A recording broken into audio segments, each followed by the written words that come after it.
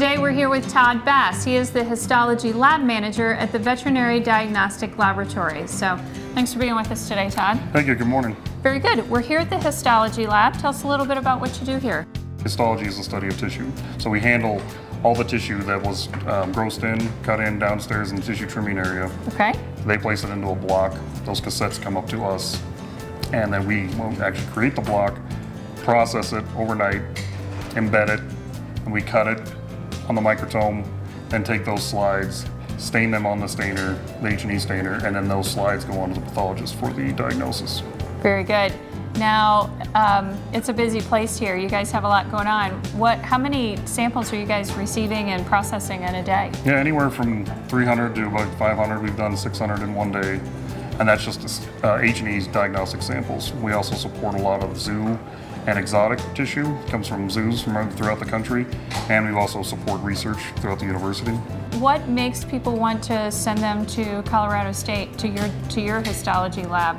What's special?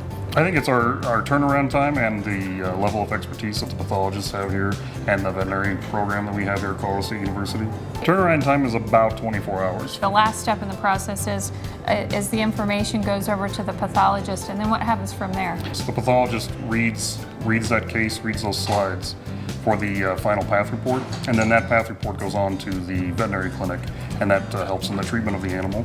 First step in the morning is to take all the tissue cassettes off the tissue processor, and we're going to remove the lid from the cassette. The cassette has the tissue in it from tissue trimming. We're going to take that tissue out of the cassette and embed it into paraffin and create the block, which is our sample. Take the tissue out of the cassette, put it into the mold, place the cassette on top of the mold, and fill it with paraffin. And then we're going to set that onto a cold plate or cryo plate, and that'll continue to freeze the block and have it set up. This is Grant Evans here in the histology lab, and he's going to section this eyeball and to put it on a slide. So he's going to try and get a nice ribbon, and then take that ribbon and place it onto the water bath.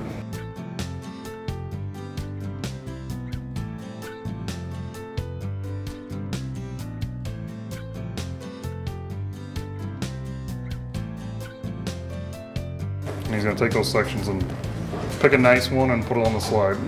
Okay, so it's going to take the rack and it's going to put it in the oven. First step is drying the slides to get the water off of the slides, and then it's going to also help melt the paraffin on the slides. We use absolute alcohol to get the xylene off the slides.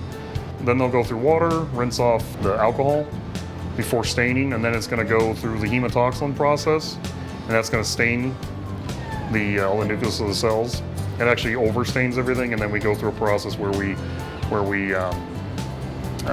wash off the excess hematoxylin, and then so when it goes into the eosin, it's going to stain everything else, and you get a nice pink and purple contrast for all the tissue elements on the slide.